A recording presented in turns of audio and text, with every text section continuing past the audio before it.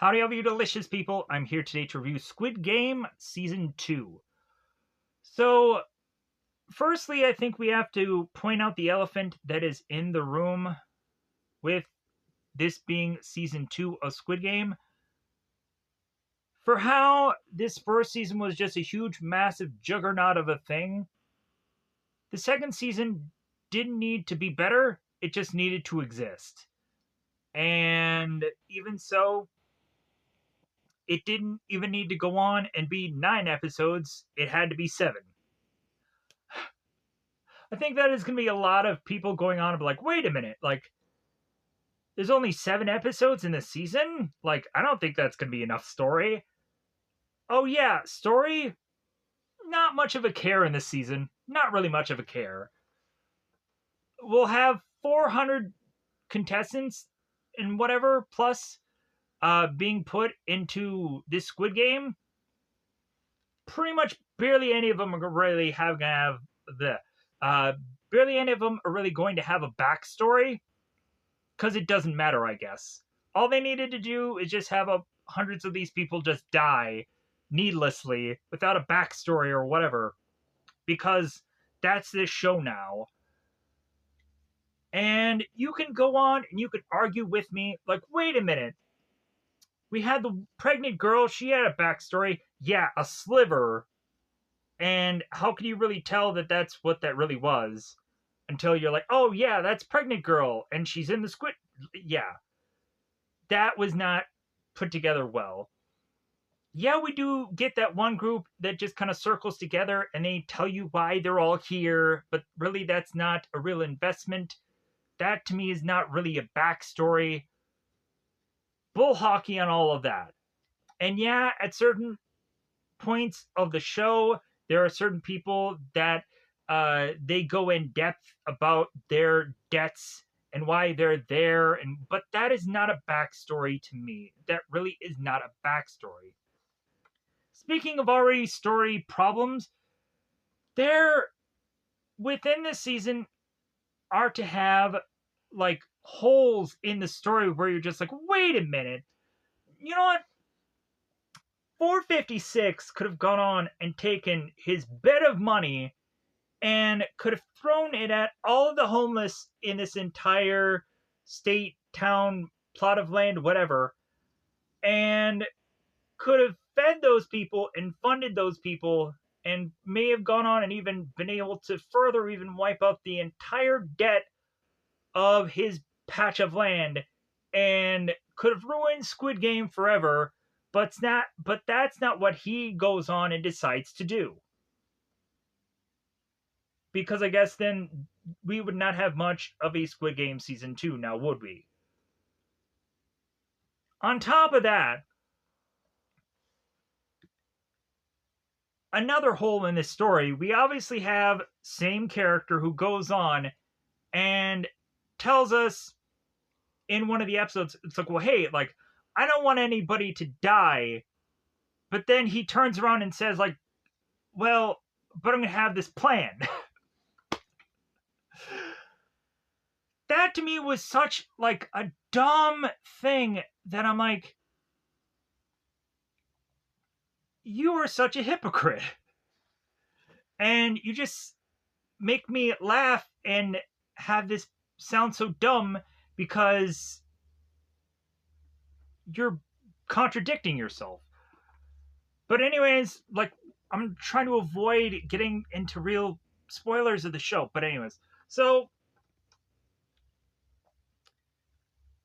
instead of giving a lot of these new contestants backstories, they decide to instead focus even more so on 456 and his investigation to try to get back into the game, which takes up so many episodes to where I'm just like, man, when are we going to get to the Squid Game part of Squid Game?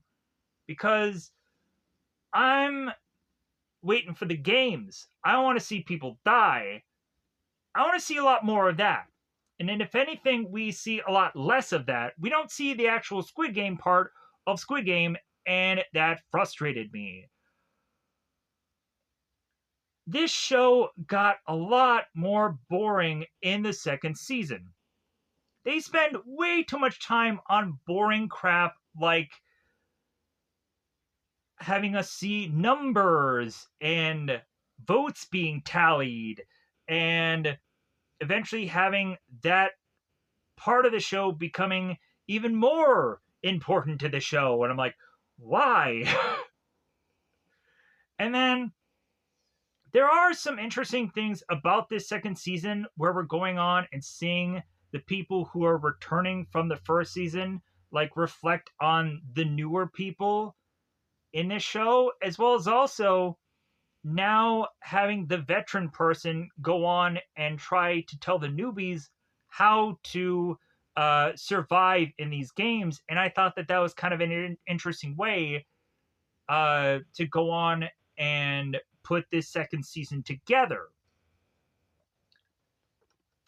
And because, of course, I liked how the Jurassic Park movies were put together, where we would have veteran person come back to tell newbie person, hey, like, don't go on and scream and shout everywhere because a dinosaur is going to come and eat us because you're stupid.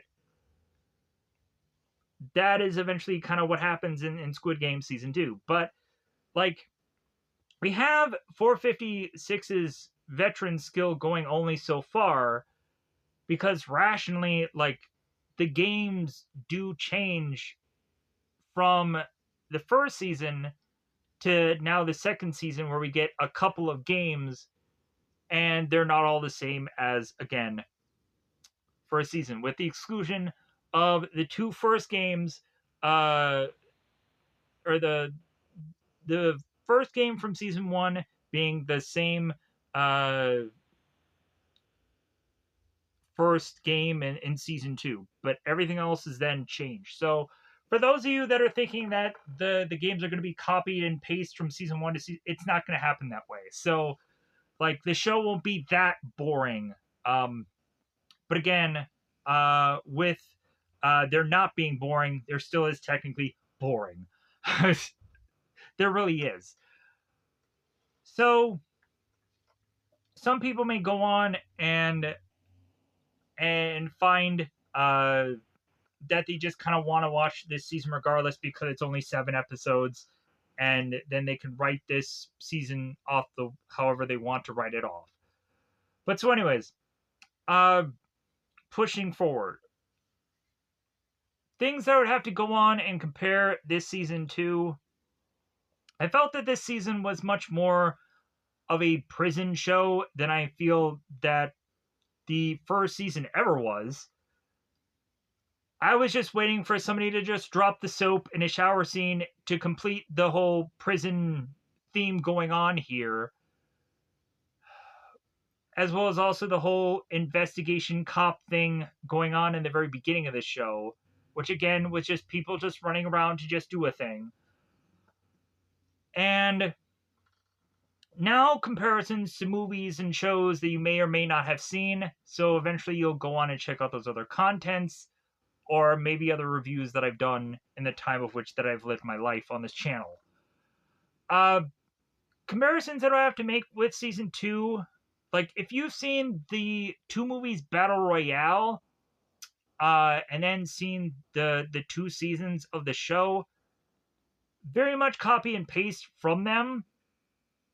The Jesse Ventura Arnold movie The Running Man, very much similar to this season. We having want to also compare this movie to stuff like Saving Private Ryan, because we even more so have characters that are in the military here. We really have our main character feeling very much like how Tom Hanks was in Saving Private Ryan, where Tom Hanks's character had to have the whole goal about finding the one person, and once he finds that one person, all he really has to go on and do is then turn around and want to kill a bunch of people, specific certain kinds of people, and then his goal is complete. And we also have another character in this show that is very similar to a Saving Private Ryan character, and I'll try to be as vague as I can about this character because it might give away certain things that happen right around the season finale.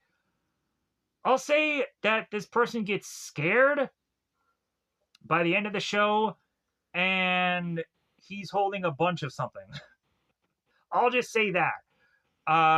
And that seems very similar to Saving Private Ryan. If you've seen Saving Private Ryan, you might figure out what I mean by that. If you haven't seen Squid Game Season 2 yet. Other comparisons. I think that's about it. I could probably go into certain anime comparisons, but I feel like I've probably done that in the first season. Because I probably compare the first season to like Dead Man's Wonderland or Prison School. I think there was an anime with the word prison in it, but I don't remember what exactly it was called. Let me know in the comments below what that possibly might have been, and I will just be like, huzzah, you said that, sir, or madam, and good on you. Other than that, prison will be in the title of that anime, but also that anime goes on and does some wacky things with characters, and also it's very, I guess, vulgar compared to this show. Really, the like this show, I feel doesn't get more gory compared to the first season. If anything, there's just a lot of more blood all around the place, which again is another hole in this story. So let me go on and let me just get into some of the holes that bug the crap out of me in this show, but I don't feel it's going to be a massive spoiler. So let me get this freaking out of the way because this bothers me. So speaking of a lot of blood on this show, so we have a lot of blood that people are stepping in, and a lot of people are kneeling down, and there's a lot of blood every goddamn where. And you would think that by the end of this season, people from head to frickin' toe, like, you should not be able to not have a whole entire group of people not smothered in blood all of the goddamn time. And the further and further you go into these 7 episodes, you instead see a ton of people with the cleanest jumpsuits and white tennis shoes that you have ever seen in your life, and it does not make sense. None whatsoever. And that bugs the crap out of me. Maybe there just has to be a certain amount of blood seen on this show or something. But every once in a while, the only time that you actually see a person like head to toe, like covered in blood, is probably because they've been in a horrific fight or they've murdered somebody. Then you see blood on them, but then again, probably in an episode or two from then, they'll be wearing like clean clothes, and their face will have no residue of blood upon their face. So again, no sense. Another hole upon this show, we have this guy. He won a load of money from season 1, and not only do we have a problem with his later plan in this season, because the plan that he makes is laughable and dumb. Because the later plan that he makes says, like, well, like, I don't want people to die. But then he starts going on and making this plan, and I just start to laugh.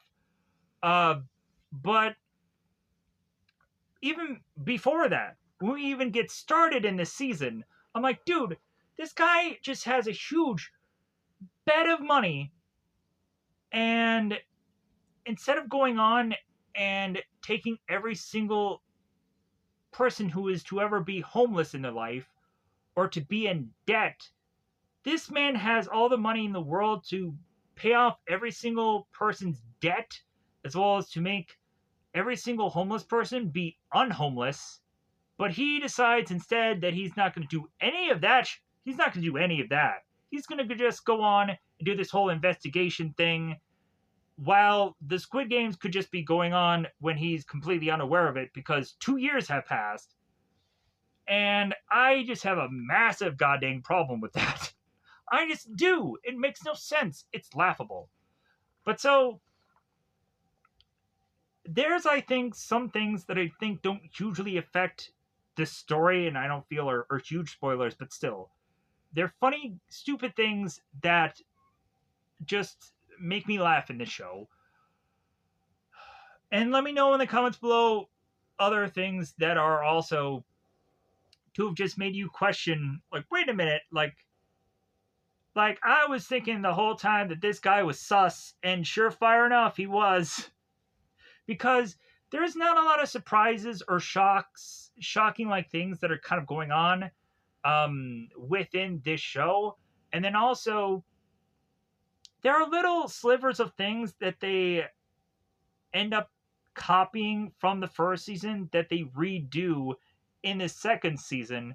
And we even have veteran experience guy who is to not go on and even possibly realize that. It's like, well, wait a minute, in the very first season, there was this guy that I even befriended and this and that, and come to find out, well, in the second season, I guess he doesn't go into that same conclusion that there could be another person. Let's leave it at that. So, with that said, saying all of this stuff and spending so much time doing so, the second season, I feel, is entertaining enough, and there's a lot of fun theory crafting that I feel I would suggest definitely taking Squid Game Season 2 and watching it with friends or family or whatever, rather than watching it by yourself, because I think you're going to get a lot more out of it while you're theory crafting, or maybe a person could think of something that you didn't and just be like, oh man, like what you said paid out, and that was so great. While I was watching this, everything that I kind of come up with conclusions of, like, pretty much ended up paying out. So I was like, well, like, I just had to wait a very long time for them to pay out. Because, like, wait a minute, like, when is this guy gonna turn this way? And when is this guy gonna, like, pay out of my suspicion of him? And it's like, okay, well, like, that took a very long time to get there, but okay, I was right anyways. But, so, this season is entertaining enough. This show ends up getting a, I would say, solid okay. Needless deaths. Hot women have to needlessly die. And also, there were really at points where there was like throwaway things that I'm like, seriously, like, you're not going to just continue on that thought. You're just going to kind of just brush it off and and just shove it under the rug, and just make me just so irksome and irritated even more that you didn't take that time to, like, go back to that one thing and, like, finish what that person was saying. F you, show. F you for doing so. Good God. If you're not like Sheldon Cooper and having to have something completely conclude, man, toward like Sheldon goes back and he blows out the candle and he drops all the dominoes, and then he's like, oh my God, like, yeah. The show doesn't always finish what it starts, let's say that. So, with anything, let's kind of finish up here what we've already started. So, now that I've gotten that out of the way, and we've gotten into shoving into spoiler territory, because that's where I'm heading here, I want to go on and get some laundry list items out of the way, and then we'll talk about spoilers. So, speaking of laundry list of items, I am wearing a shirt. Wow, what a shirt this is. This, of course, is to be a Mighty Ducks jersey that I had gotten from an app called Timu. The reason of me saying this is not because of a sponsor of any kind. I'm not getting paid a lick a dime of whatever, besides the free merchandise that I'd already gotten from grinding for months, and I mean months, to get this stuff. To obtain these things, I'm going on and stating the reason why I'm talking about this is I'm going to eventually in the future, and this will get me even more motivation to talk and put this video together because I've said this here. So it'll give me a driving force motivational thing because I've said this, I've put this pen to paper.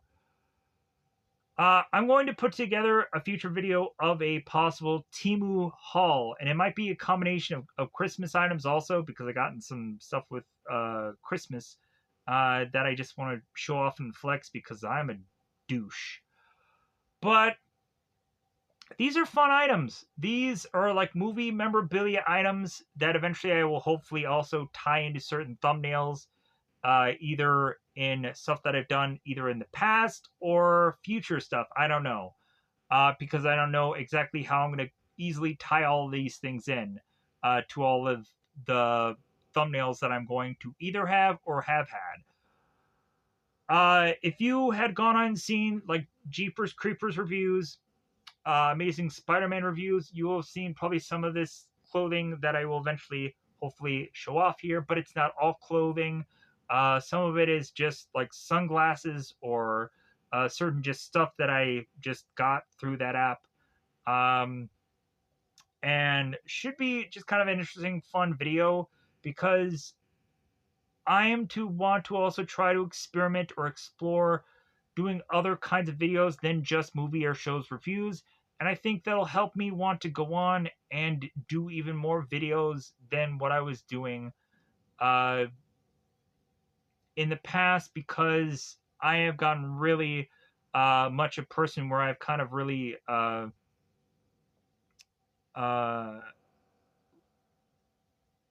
like had struggles with wanting to continue doing videos because like I'm just kind of doing the same thing, the same. I want to kind of branch out and do other things. I want to explore more. I want to try other kinds of videos, and maybe some of this stuff will help me do that. Who knows?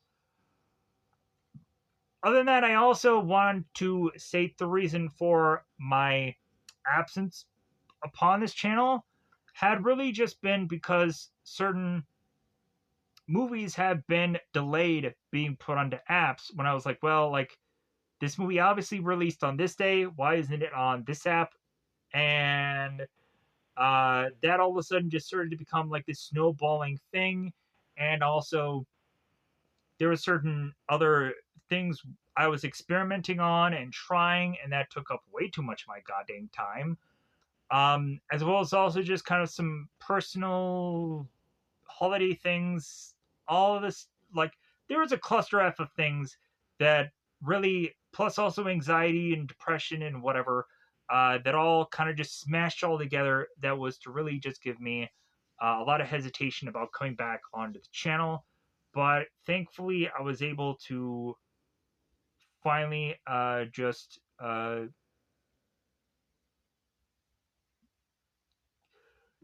push myself to come back on here and do another video. And I think everyone for their patience is also brand new people who are listening to this and just being like, man, like this guy has some problems. I get it. Whatever. Um, but hey, future videos going on, and huzzah for that.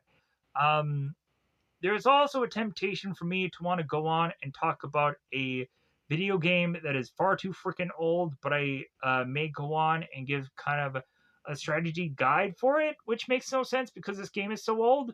But I'm going on and watching a lot of videos. There's a lot of people that clearly don't bring up certain stuff that I might bring up. It might just be fun.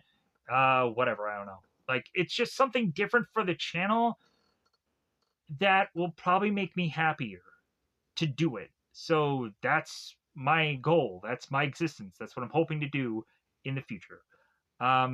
Because there's a lot of times where like I can be happy to be therapeutically be talking about movies and shows and whatever, but I'm just like, well, I want to do more. Like I want to do more, meaning different. Like oh yeah, so like that's what I'm trying to say, and I don't know if I'm getting that across. I don't know. Like I've been talking for way too long already, and I'm probably sounding dumb. I don't know. We'll figure that out when this video even comes out. When I can go on and just rationally finish up this video. So, with that said, let's go on and let's actually get into spoilers. Again, back to the reason why we are all here. So, maybe you clicked off, who knows, but thank you for listening regardless. So, when I get into spoilers, I am to state here that I am to have to talk about 7 episodes of a whole entire season of something. And when I tend to do a whole entire season of something, more than likely I would go on and break down every nitty gritty little episode thing, whatever detail, and especially with the games, I'm not going to go on and say the exact titles and whatever things of the games. So, if anything, I'll probably go on and describe the games, but I won't go on and say, like, oh, well, this obviously is so and so name game. And, like, when we go on and we talk about the characters, I'm going to talk to them or about them via their numbers instead of their actual names. So, if you're annoyed for any reason that I say like 146 or 333 instead of Phil or Bruce or whatever the heck any of these names of these characters are, then my apologies. But that's the easiest way that I can talk about this show and break it all down. So, with that said, getting that all out of the way, let me go on and, as per usual, let me pause here. Let me get out my cast list and whatever pictures or notes that I am to go on and have specifically for this season, because really that'll go on and help me go on and navigate and figure out here. So, before we go into that, one last thing. I, and I don't know if I've already said this, number 125, I effing hate that guy. That guy effing sucks. That character is obviously just so freaking lazy. He only has one thing of dialogue. And by the way that this character ends up playing out by the end of the season, I am like, God, that is the worst effing character. But then again, you also have certain characters where I'm just like, okay, they're basically just there because of a whole numbers game. Like, you can obviously also say that Seven, like, this character, he kind of sucks also. Like, there's certain points where he does go on and he, like, has some fun with his people that he obviously teams up with. And, like, also, he motivates his mother because there's, like, a mother son thing going on in the season. But I just don't see the point of him being there, and that is sad.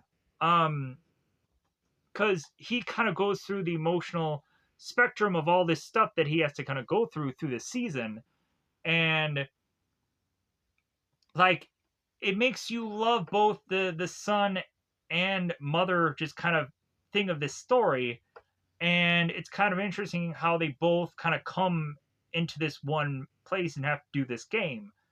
But anyways, but there's certain characters where you're kind of looking at them and you're just like, man, like they just feel like a waste of space. But I'm happy that they were to be on the show and to have gotten paid to do this show and whatever have you. Like I don't feel any ill will to any of these actors. I just hated the characters that they played because there's always going to be that character in a movie or show. You're not going to love and enjoy everybody. Like unless you are to watch certain sports or whatever, like WWE. Like I know there's good guys and I know there's bad guys, but I kind of like everybody. Where as a movie or a show, you just can't do that. It just doesn't work that way. But anyways, let me go on. Let me pause here. Cause I've already kind of started breaking this down anyways. So we're getting to the nitty gritty spoilers. So let's go on and say here that it's double five time territory. If you guys want to go on and watch this show and enjoy it, or maybe you've already seen this and you're just like, man, get to the freaking spoilers. So you took 30 minutes to do all this jazz. And now I want to hear about all the stuff that I also had problems with too in the show because you didn't bring this up during the non spoilers. And also, the music of this season effing sucks. It does.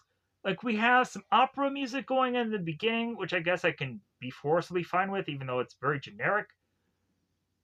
Then we also have some music in the early, like, I think the only time I was listening to the music was in the early part of the season. And there was like one song that was like a nail on a chalkboard kind of song, and then there was some opera, and I could be okay with that, but I'm just like, this just feels like generic music that you just chucked in here.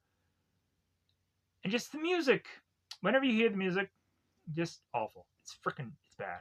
But if I haven't said already, the overall grading of the second season, solid okay. It's entertaining enough. It's interesting because of the theory crafting and whatever. It's just like, it's just, a lot of people will probably not walk away from this second season and just be like, oh my god, this is great.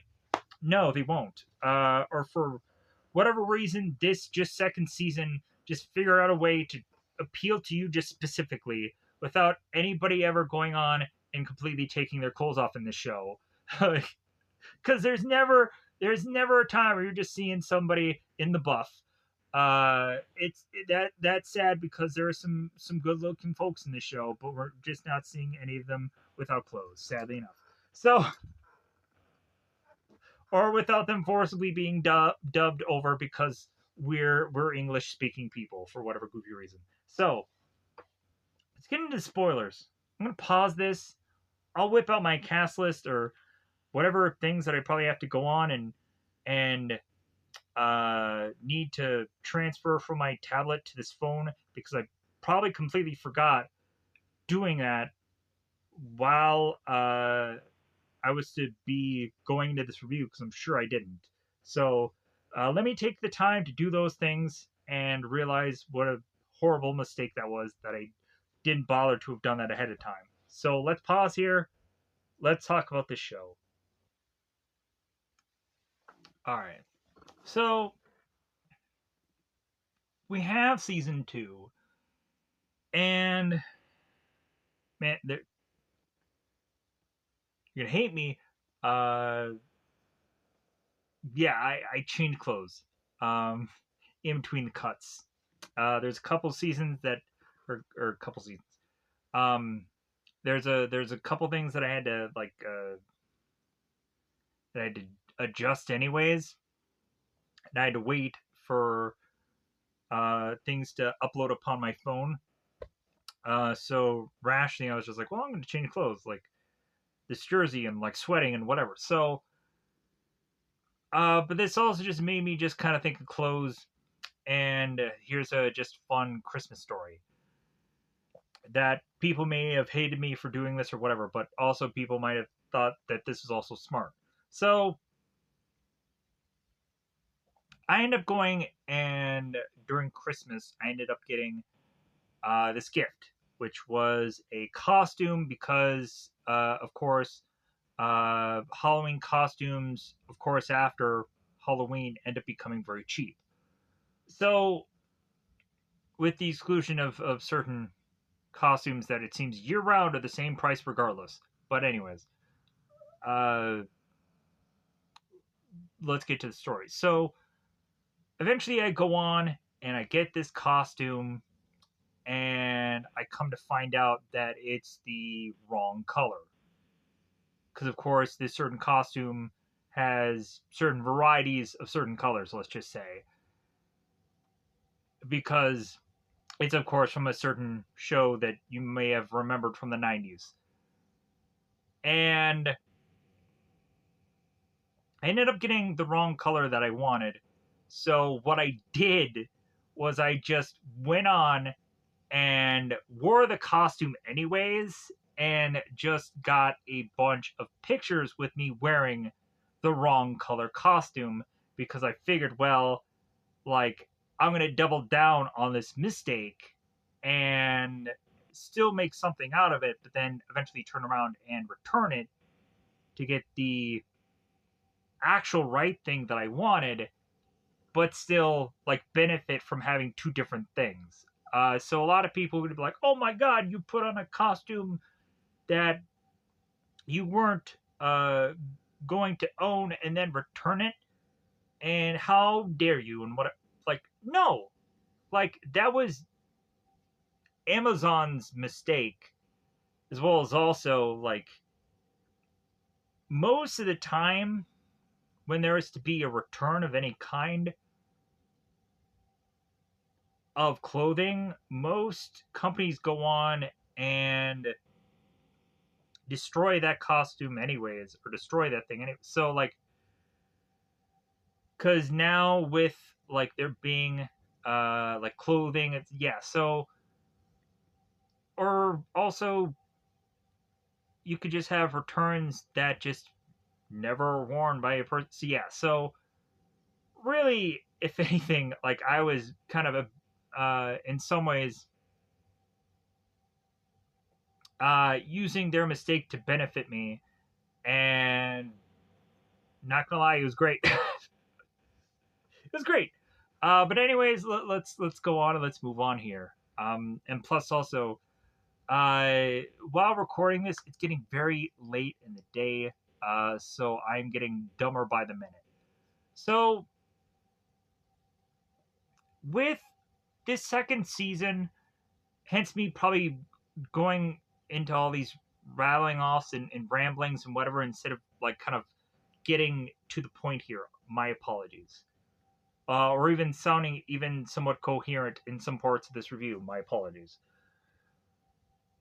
But anyways, in the very beginning of this second season, we have 456 that in the beginning of this is going on in this investigation.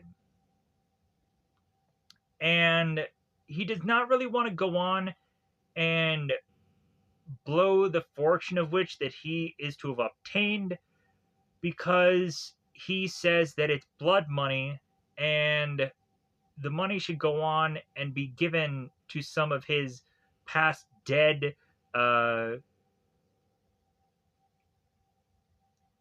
friends of his that he is now having nightmares and being reminded every night of this Squid Game. Hence why he's getting these horrible nightmares that are to go on and make us go like, wait a minute, is this happening, or is this just another one of his nightmares during the show, which also is to be like, okay, well that sucks. But whatever. So we have 456 that puts this investigation together, which throws just a lot of money at all these cops. And so they go on to this investigation to try to find this recruiter again, who we had gone on to see in the first season. And I remember him more so most with him being the main character in the Train to Busan movie that I actually really did like and really enjoyed. It's a really interesting zombie film. If you've never seen Train to Busan, really enjoyable. But if you've probably maybe seen the first season review, I probably at some point probably talked about that also. But so we have 456 go on and have these cops try and find the recruiter, which ends up having these cops go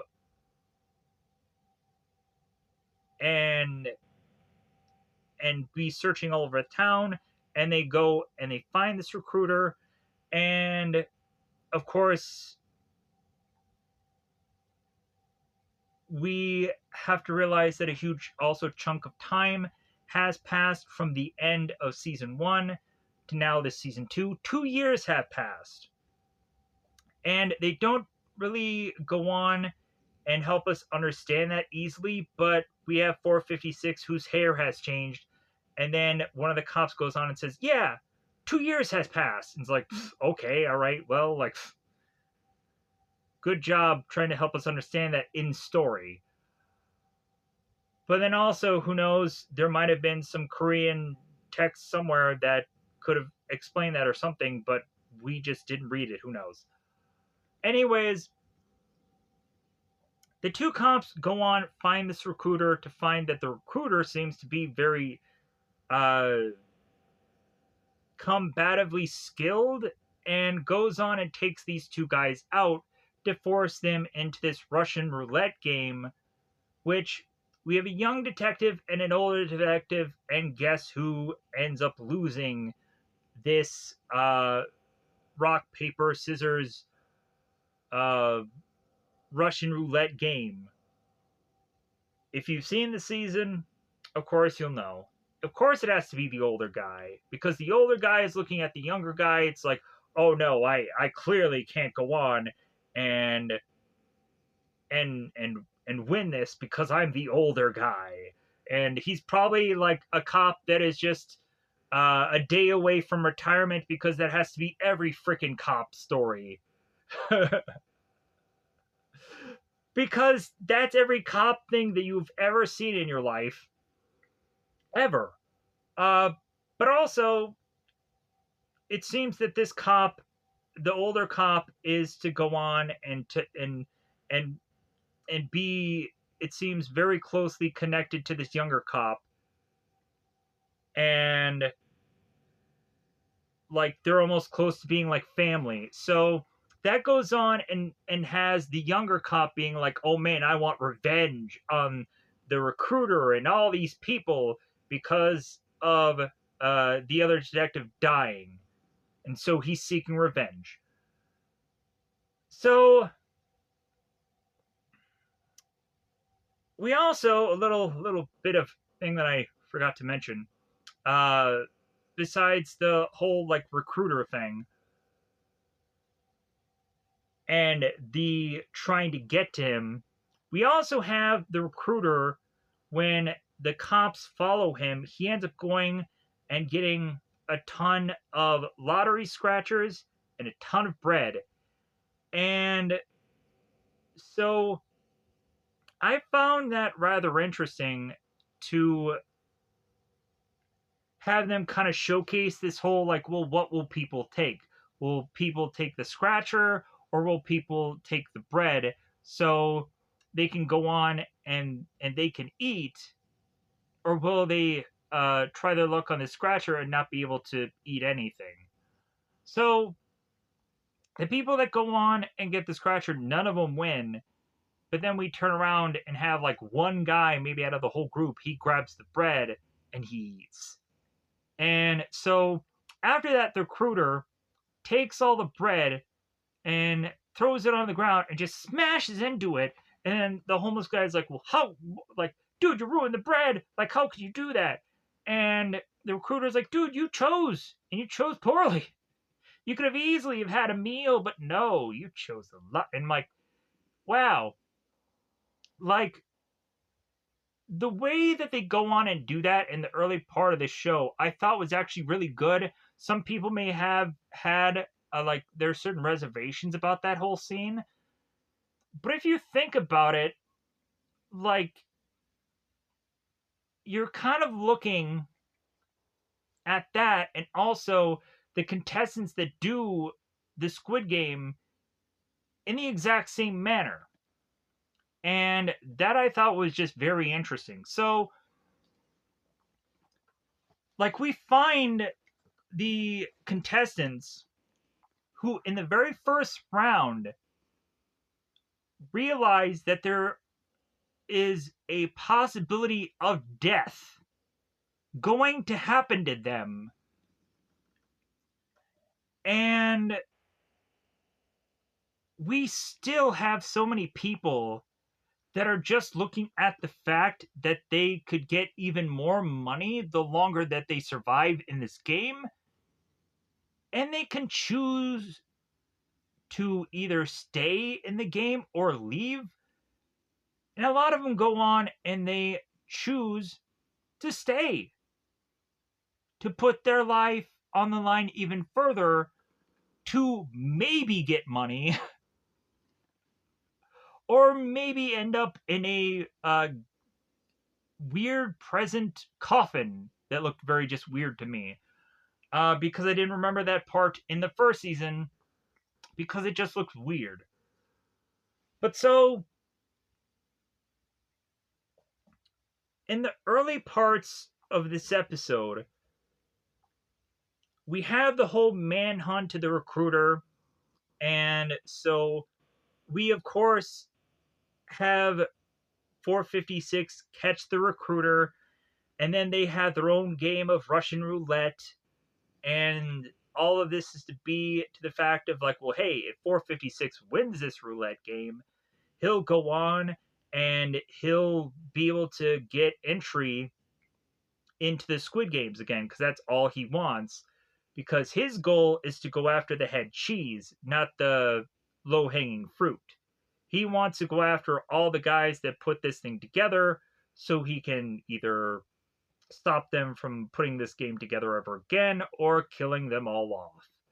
Whatever is to eventually bend his endgame strategy, we'll maybe never know because of how this season eventually plays out. So, because it's only 7 episodes, again, the mockery of a show. Maybe in the next season there's going to be more episodes. Who knows? But anyways, if I there's some times where I just have these certain phrases that I feel that I probably have said way too often.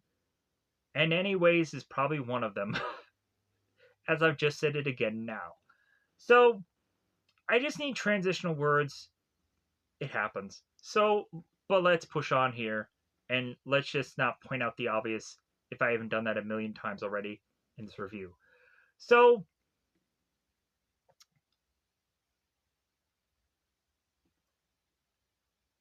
456 gets his man, wins the Russian roulette game, and then he meets up with the detective again, who was from the first season that it seems that they were going to have, like,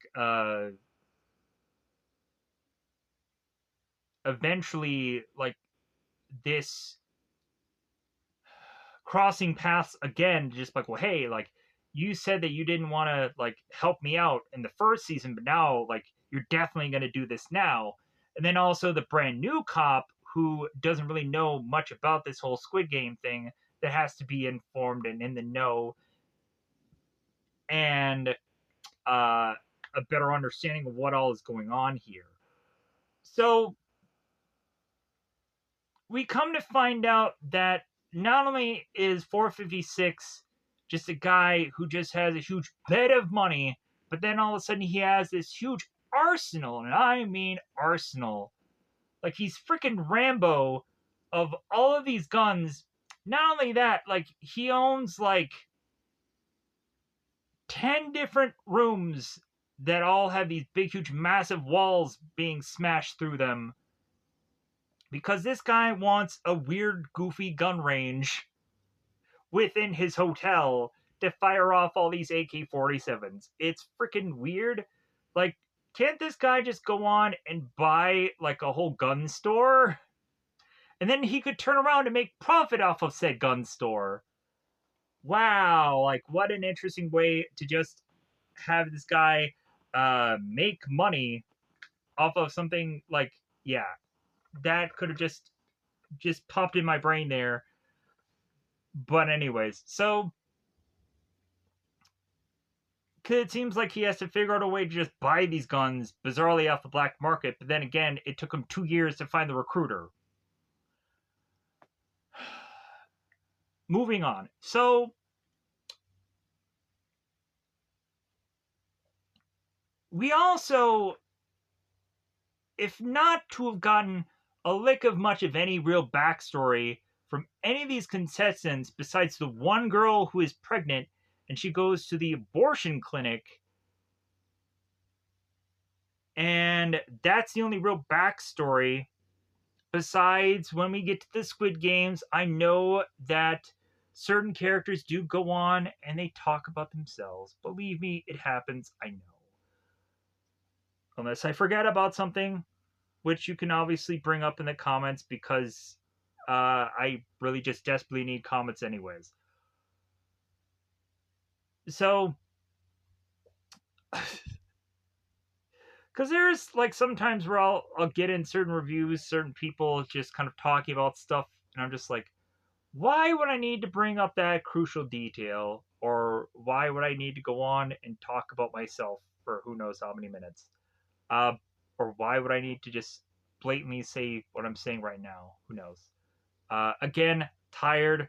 Give me a break. At least I'm doing a review. At least I'm talking about the show that I did uh, want to give a positive thumbs up about, but like, still, like, I have problems with it. And it's fun to talk about. So, I feel. So we turn around and we have who I'm going to call guard number 11 because that's who I feel is her name to me in my mind because they say 11 more so than they say what her actual name is. So, guard 11 is to be a mascotted girl at an amusement park. And we find that she has scars. She has cuts on her arm, obviously, because she cuts herself. All the more reason for me to maybe understand why this person is to go off and just kill people because she has some darkness within her showing on her arms. So this girl, amusement park, uh, all of a sudden, while these mascots are trying to take off their mask because it's freaking hot in there, it's like Masked Singer all over again, where we're seeing like Bobby Browns and Mickey Rourke's, and they're passing out and they're taking off masks because they're freaking hot as f. So, but this one little kid comes in there and is to give this drawing to this one mascot, and then the other mascot comes in and ruins the whole illusion uh of people being inside these mascotted uh costumes. So the kid runs off, and I guess we have to assume that the guard 11 is to possibly be tied to this kid in some way. And we find out that this kid needs like this bone marrow transplant. They end up getting rushed to the hospital, and we then in turn find out that the father that's attached to this kid has to turn around and be a part of Squid Games because bone marrow transplants are expensive. She has a rare bone marrow that he has to figure out how to get the dough to keep her alive. So we then in turn find that guard 11 is to be looking after this guy because she's like, dude, if he dies, then I'll get the child back because this was the child that I gave up for abortion or adoption. And abortion is a completely different thing. Adoption, that's what I was trying to say. She gave up her, and then, like, they give her a whole story arc. She goes on and she ends up getting uh people who are wounded, even much more so dead, and then her uh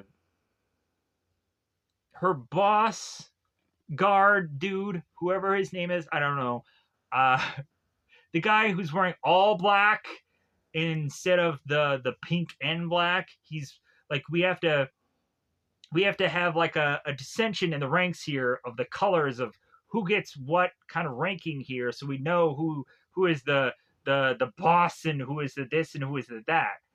So, because we come to find early in this episode that one of the bad guys also becomes one of the contestants, and he has his own costume. Anyways, we're not going to quite get into that. So, Guard 11 ends up going and having a argument with her boss because she's like, well, hey, I thought if I was going to go on and do this, I was going to get more information about my kid. And that doesn't really seem to be the case. And so she ends up getting upset with her boss. And this in turn has a bunch of other guards just being like, well, hey, we're going to get her to get back in line, or we're going to kill her, or we're going to threaten her. We're going to cut her face, cut her fingers. We're going to do anything to just kind of get her back in line so she's not going on and just kind of killing off all these people. I thought that this whole story was stupid, and here's why I wanted to go on and tell this whole story, because I thought it was a waste of time.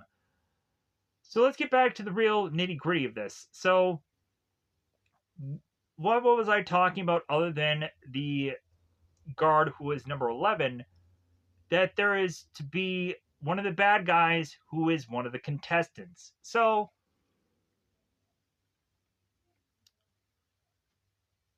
this pushes us back to 356 or 456. So 456 goes on into the limo while the cops are trying to do this sting operation to hope that they can catch somebody, but they really don't. Of course, this is another chase around attempt for the cops to waste time, which eventually further forces them to get back onto the island to again chase around, waste time, have things explode in their faces because they're stupid. And we have the detective from the first season who is to go on and have a brother who has a mask, who is one of the bad guys. And again, there's a whole reason why I'm getting to all of this garbage, which a lot of this is very boring in the show, but still. So 456 goes in the limo, gets all gas masked, and we have the limo rolling down. And the guy's like, "Oh well, like welcome back, 456."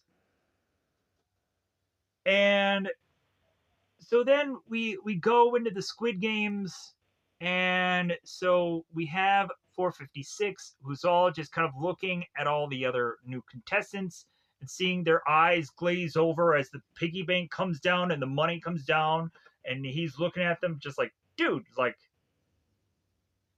you guys look just like dumb, but I guess this also must be like how I looked when I first got here, looking at all this money.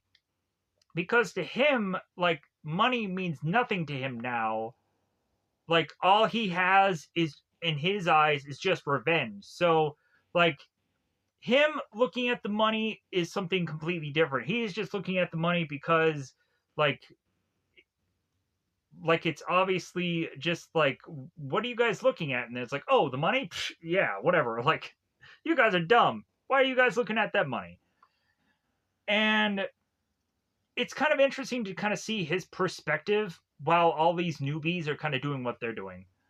And so they go in and they have to re-explain a lot of the stuff that they already explained in the first season. And so they get to the first game. And the first game ends up being the whole red light, green light thing again from the first season. and we have the exact same robotish girl who is to have her head go from one thing to the other. And so 456, we find in this story, has a friend that he had tried to ask money from the first season that is now tied into these games. So this guy meets up with 456 and is like, well, hey, man, like, you're here? And the guy's like, oh my God, what are you doing here? It's like, you're going to freaking die. And so 456 tries to explain this to his friend, but nobody is ever really going to believe this guy. And even when it seems that he does have a strategy to beat this game, eventually that quickly just falls asunder, because after the first game, all the other games are different, and then everybody's just like, well, I thought you knew about all these games. It's like, dude, the games are different from what I know. So it's like, oh, okay, well, you're useless then. F off. So we have 456, and he's with his friend, and we go to the red light, green light game. So we have 456 who goes on and he's trying to explain to these people how to beat this game, because he wants everybody to survive as long as humanly possible, because he doesn't want people to die, because he had seen friends and close people of his, I don't know, uh, needlessly die, and so he's going to be the one to save people. But then again, in the later part of this season, he's like, hey man, I don't want people to needlessly die.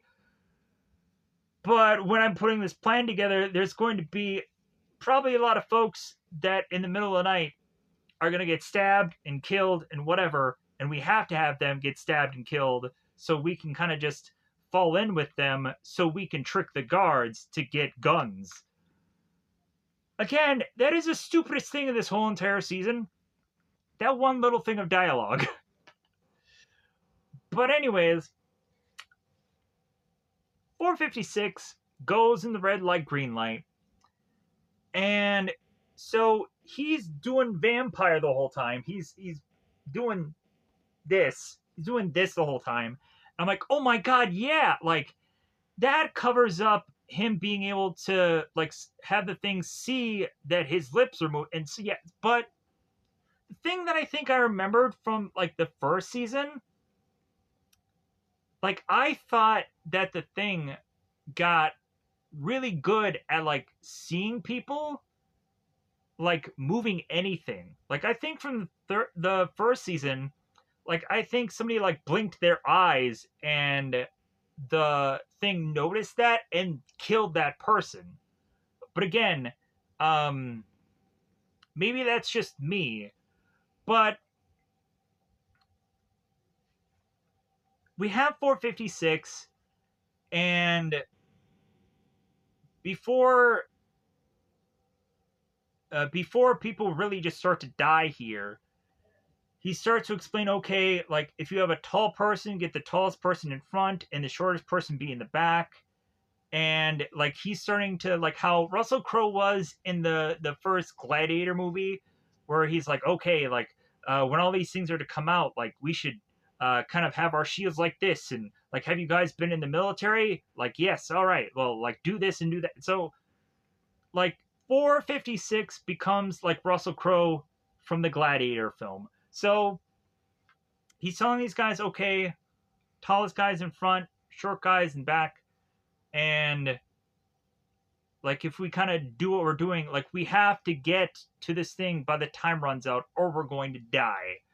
So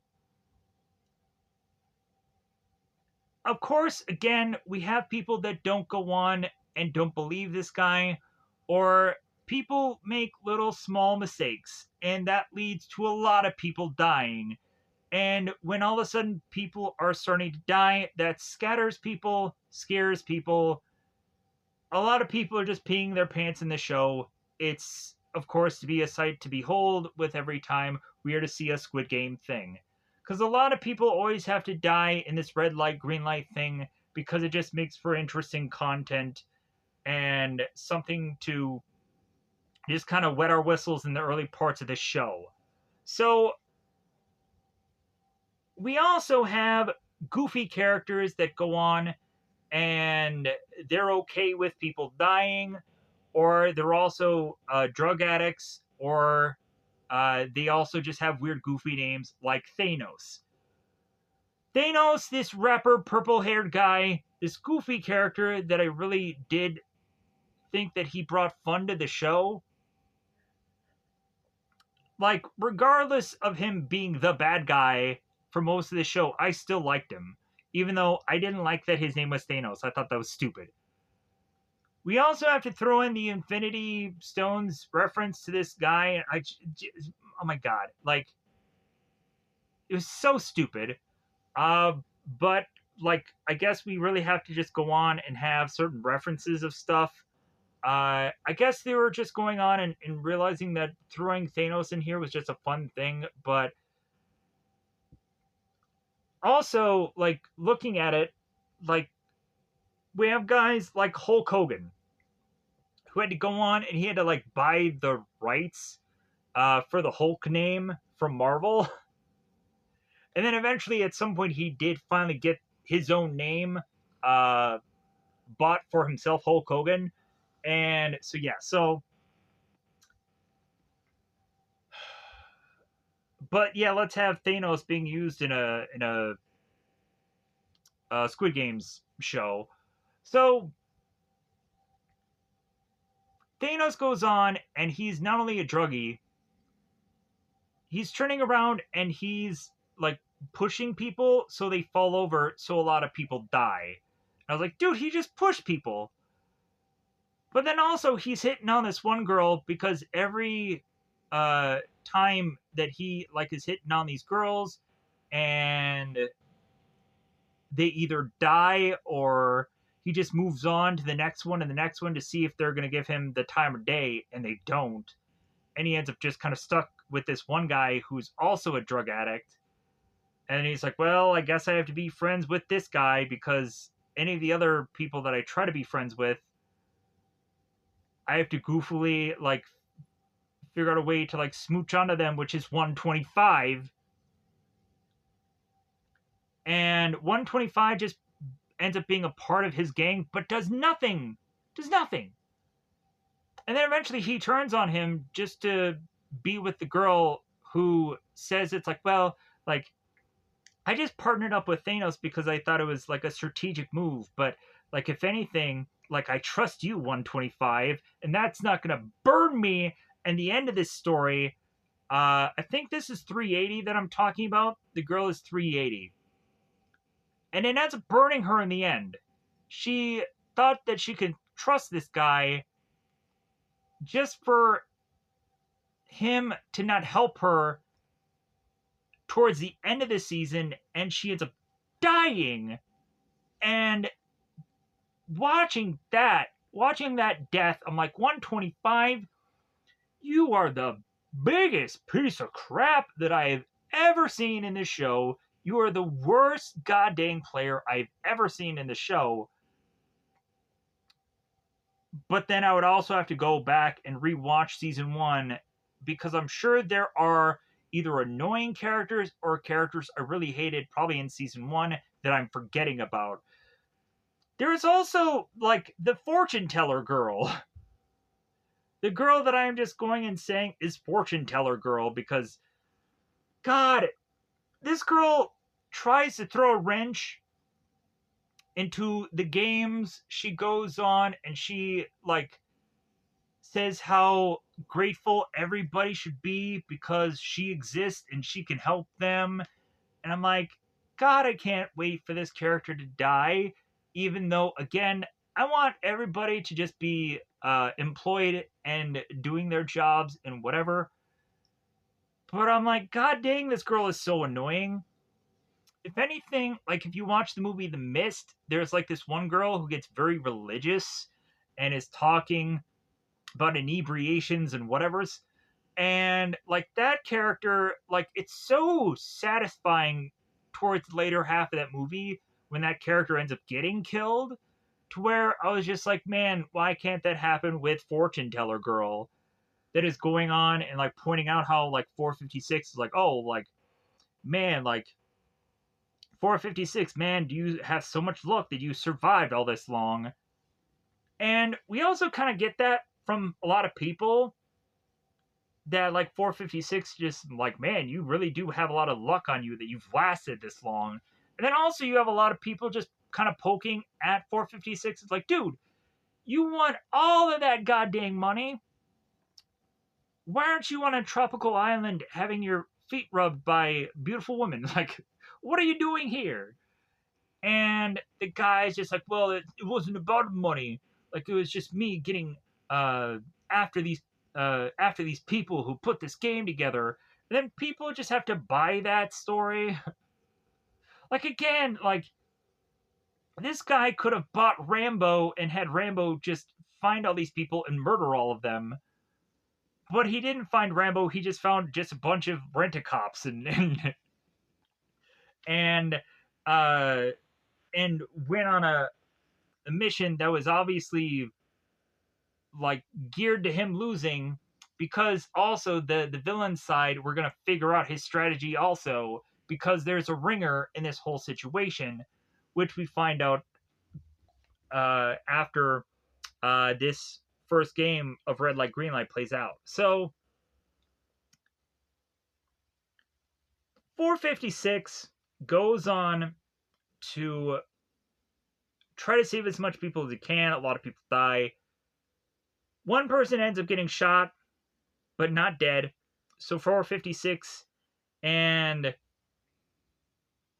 uh and another person that I don't quite know the number of.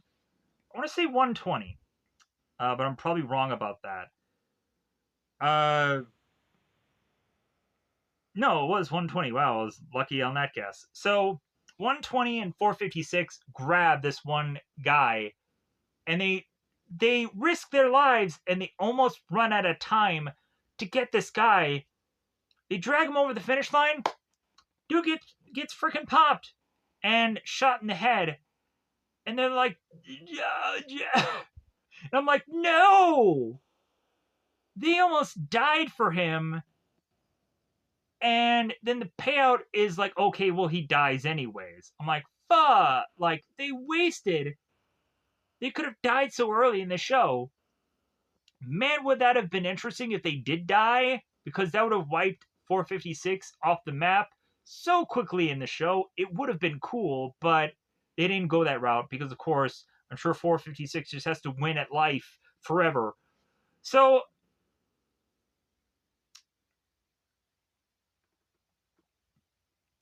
after that whole game is all said and done, and everybody's looking and realizing, like, well, hey, yeah, like people have died.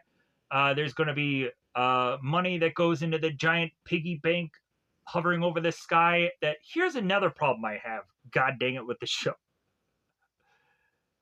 So they have the guns in the later half of this show. I'm really not going into the flow of this whole season. I have to point out another bug problem I have with the show. So you see the massive pig just flying into the sky, and these people have guns by the later half of the show, but nobody decides to shoot the guns into the pig to then drop the money down onto the ground so people can be grabbing this money. Did nobody think of that? Good God, is that a problem in my brain nugget? Maybe the pig wasn't down to where the people could shoot it, but still, like, that was like, oh God, did that irk me. That nobody thought of that. To even write that in the whole, like, when the guys had guns, why didn't that idea come up? Oh my God.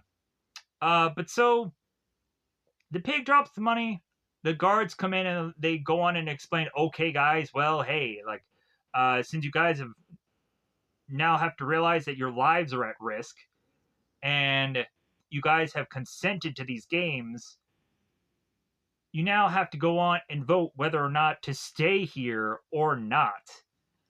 And I'm like, man, this whole voting thing takes so much time in the show.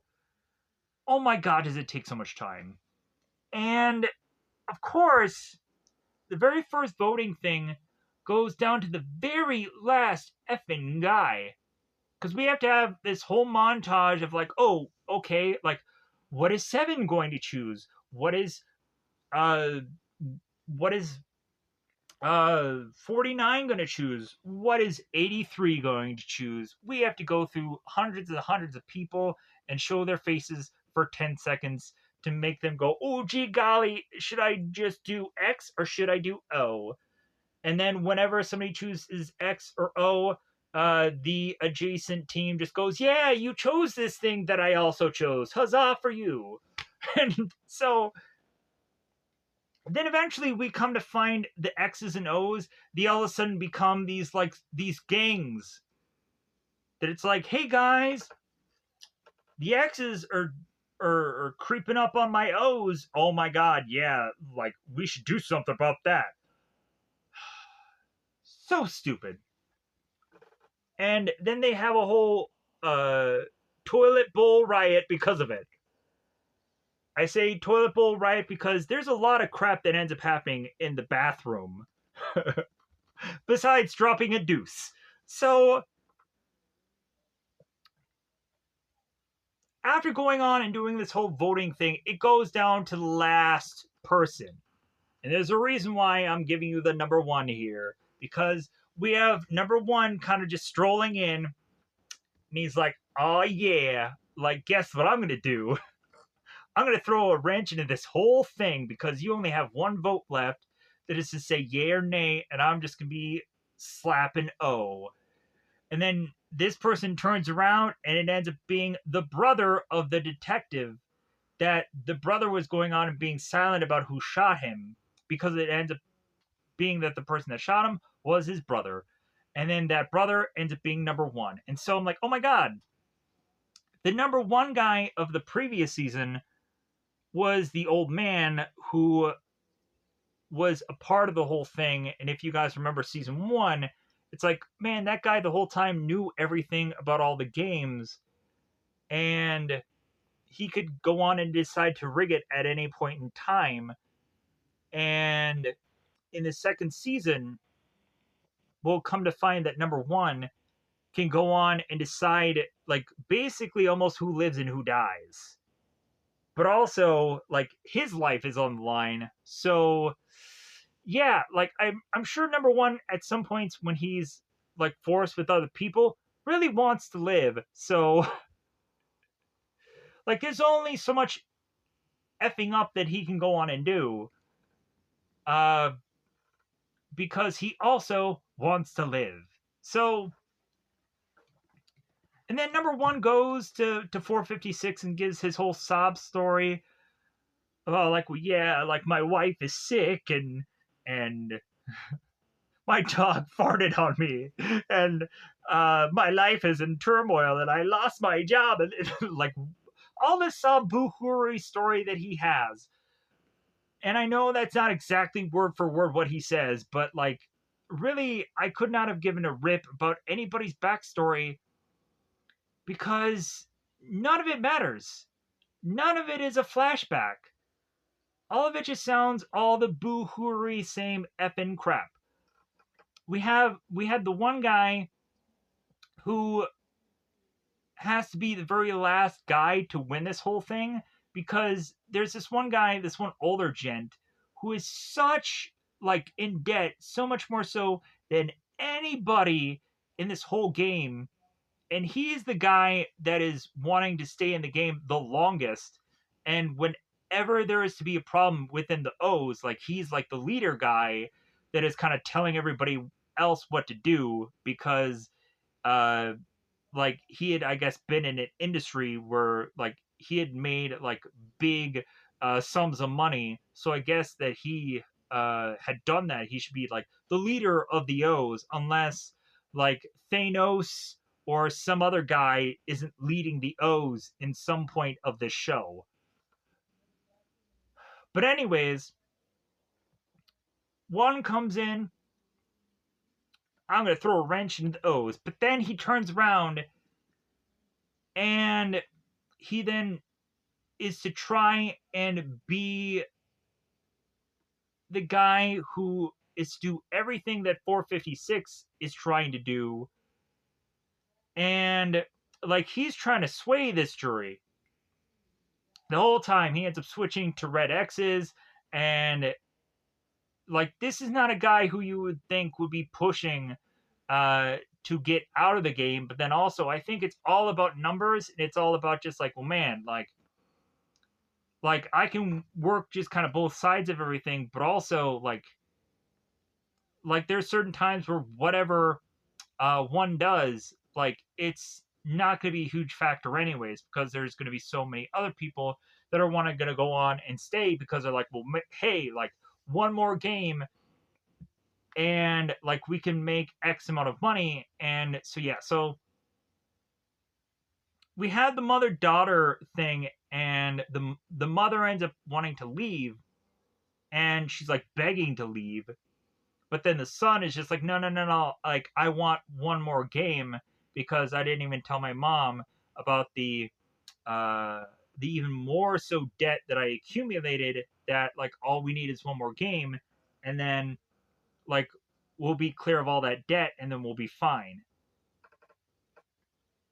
Because all of these people are just thinking that it's like, well, hey man, one more game, like if all I can do is just live one more game, then I'll be set. So we go to the following game, and the rest of the games were all these like team games. And I'm just like, okay, like I kind of liked the more individual games a lot better, but like I guess also with all these things being a group thing and how everybody's just kind of working together, like I guess people could like that more. I don't know. Like I liked some of the individual things, and then I liked how they either teamed in two, or yeah, like I didn't like the whole massive group things. It was just ugh. But anyways, so the second game, after we take 12 years to vote on things, the second game is to be this kind of weird goofy relace of a thing where we have all these teams kind of just tied together, and then they're forced to 1 2 1 2 1 2 left right, move all synced as one, and then they have these certain little games that they have to go on and they have to do. And once you accomplish each one of these games, you move on to the next one, you move on to the next one, you move on to the next one. And so you have to be lucky enough to find a certain number of people. And kind of like in the first season, there are certain teams where there are people that are just like, hey, well, hey, like if I'm going to put my team together, I want them to all be strong guys, or I want them all to be just guys, because I don't think uh, the women will help me with it, with whatever this game is. And then we turn around and find out that like this whole thing is not about stronger, faster, whatever. It ends up being if you know how to beat this game or not. So we of course find that 456 game, or 456 and his team are to be fitted somewhat well for for what they're doing, this goofy relays or relay race. But then also this team goes on and they're watching all the other people do their thing. So they figure out a strategy, they figure out a way to beat it fairly easily. But then also, since 456 is in a team with one, because he's just so easily won over by him, but then there's some later on within the season also some suspicions about him. And really I was like, why doesn't 456 put it together that one was was to be the bad guy, so why doesn't he think that this guy could also be a ringer and whatever, a bad guy, whatever. But I guess like he just could not put the pieces together. So, anyways, I also have to go on and I have to talk about the detective. So, the detective guy who is trying to go on the ship with the Capitan, I eventually found out pretty soon that the ship's captain, was really putting in some wrenches to the detective and his group of guys that he was with. Because eventually, when the captain goes on and he starts to talk about he starts talking to the one cop, and the captain is like, "Oh well, yeah, your friend told me all about uh like all about this whole Squid Game thing and all this and that." And it's like, "Oh, he really told you that?" I'm like, "No, he didn't, dude. Like he knows. He just knows, and then he's gonna make up a reason for why he knows, and then he's gonna kill some people because they're gonna figure him out." So, and the way that this whole thing wasn't a shock, wasn't a surprise. I knew the whole time since that point. So we have one that is trying as much as humanly possible to just throw this relay race thing. He's taking this whole like spinning top thing and he's chucking it all over the goddamn place. He's slapping himself. He's saying how bad of a player that he is. And they're just like, dude, come on, just do it. And so conveniently, this guy is luckily effing this up so much, but still, like all these guys are just so good at these games that they just one shot it anyways. To to be no matter what he does, like he can't f up bad enough to get these people to still win this game. And then also, like when we have 456 and he's doing that one little kicking thing, one bizarrely goes on to move his leg to get 456 to hit so yeah, so the thing I don't get is like this guy was trying as much as possible to f with these people and delay them, but then when the when the whole thing is just on the line and they have one just thing left, I'm just like, wait a minute, why didn't he f it up then? Like that could have been an easy opportunity for him to just like, well, like you effed up, buddy. Like we're gonna die now. But no, he goes out of his way to move his leg to have it get kicked one more time and saves and so they win, they're alive, the other team that they think is going to live dies in front of them. And then 456's friend is like looking at that team. It's like, oh. So 456's friend, I think it's I don't quite remember what uh number he exactly is. And then of course, freaking this kicks me out. Uh I think he's 490. I want to say he's 490. Cuz that's maybe who he is. Uh 390, my bad. 390. So close. So 390 is teaming up with 456. And so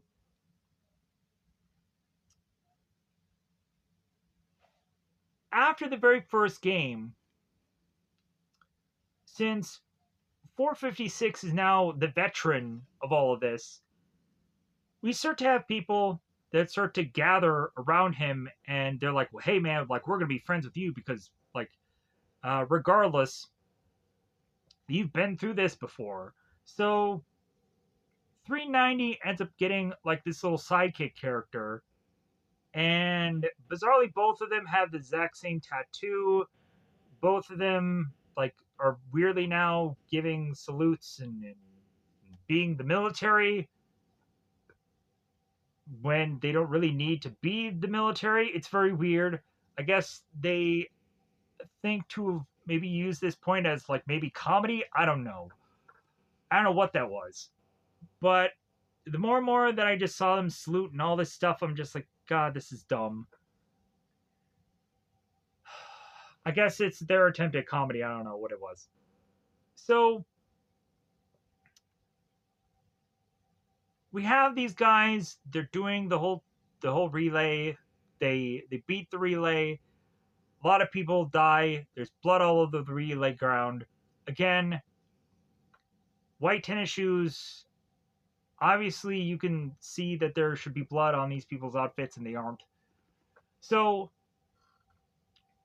during the relay, we have the group that 120 is on, and she's with Seven, and she's with Seven's mother, the elderly lady, and so they start to talk, and they start to talk about why they're there, and the mother and daughter, or the mother and son, the reason why they're there is like they both simultaneously thought that they could do this whole thing to pay off their debts and didn't work out. Seven, the son had an even further debt that the mother wasn't even aware of. So, yeah, so that's why they're there.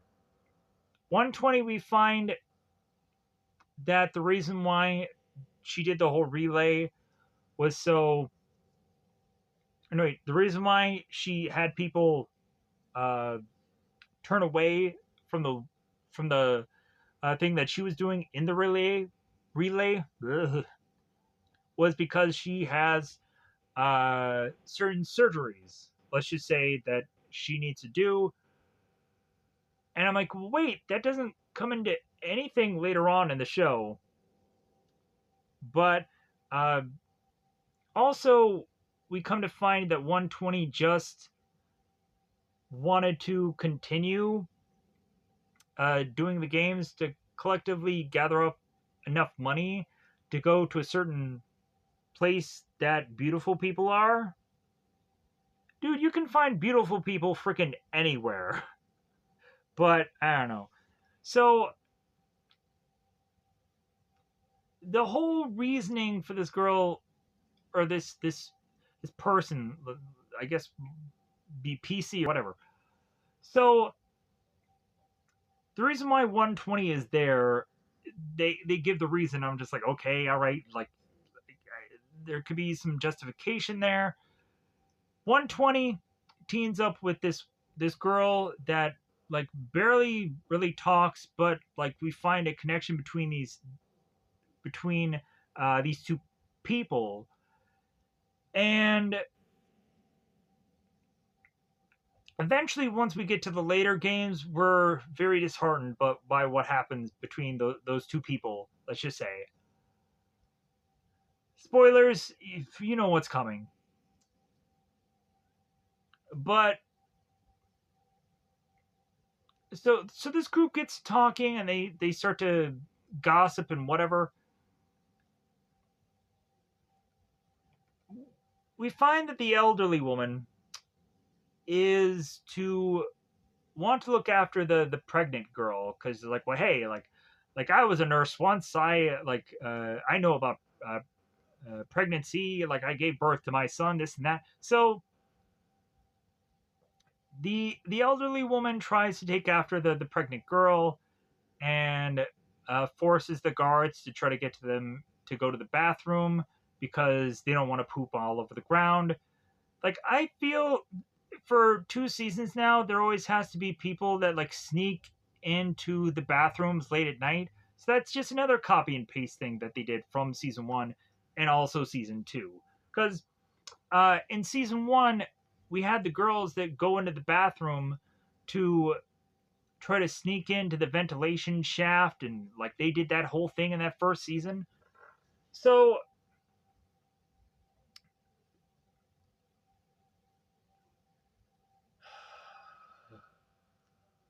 we have after the second the second yeah, after the relay race, we have another 20 years of votes going on, and you're thinking this time around they can go on and probably sway even more people to probably leave now that they've gotten more money in their pockets, but of course, not so much. Because even with one this time around saying, like, well, hey, like, I was the last deciding factor for for us staying and going. If I were to have gone on and said go, like, what if I bump into any of these other contestants later on in life? Like, they could kill me because of that whole thing. And so I was like, yeah, that makes a lot of sense. But then again, like, this dude is a swing jury kind of thing. And so after the second game, we then have another vote, and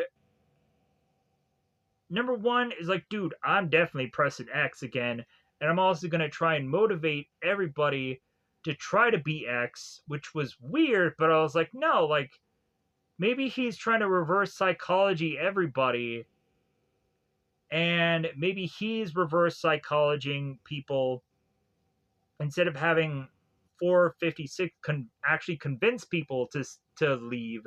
So one goes on and he starts talking to people, and that rallies them even more so to like, oh no, hey man, like we need one more game. A lot of us are in a hefty amount of debt. We have the one, I think he's 100. Like I want to say he's like 100 or 101 or something in there. The guy that is in so much debt up to his eyeballs that like uh there's no way for him to really win this besides like winning the whole game. So he's like 1 billion yen or whatever in debt. So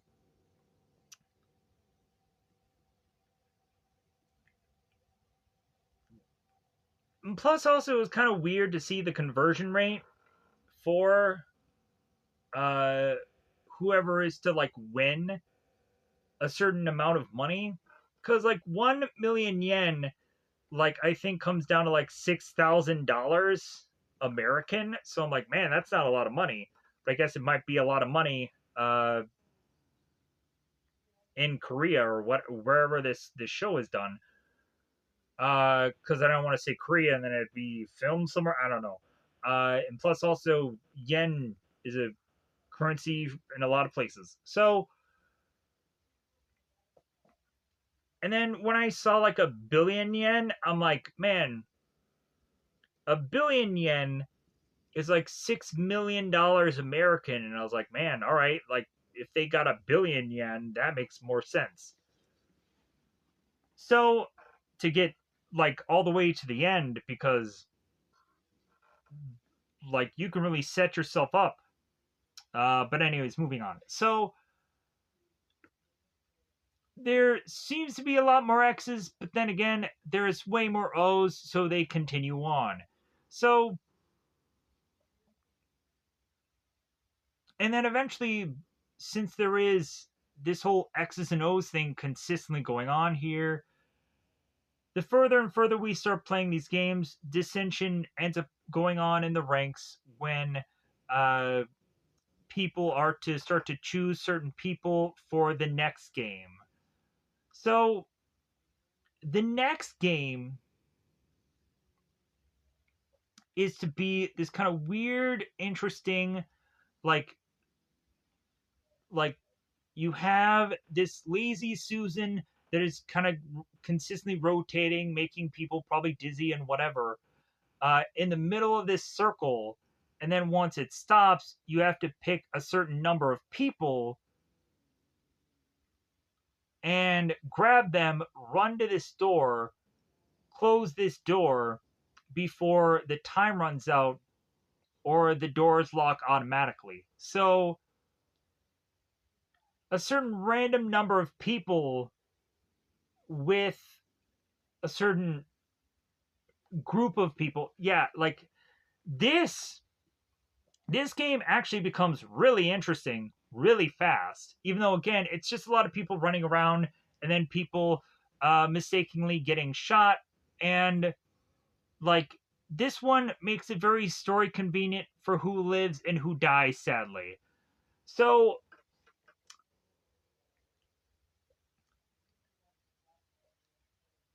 we start to have this mad dash scramble, and we have certain people who were teams with the relay also kind of keep themselves together so they can go into these certain rooms. But then when numbers start to change and so on, all of a sudden people are just mad dashingly scrambled to just grab whoever is left, and that could almost lead to certain people dying, which is sad. And so 120, the girl that she was with, she ends up dying, and she's like right by the door, and she's looking at 120, and 120 is looking back on her, and she dies. Horrible death, but really it's just the way that the chips fall, sadly. She was outside the door, 120 was inside the door, 120 was trying to open the door. The Bitcoin guy that was 333 was like, no, no, no, no, like we were all gonna die if she came in here, like.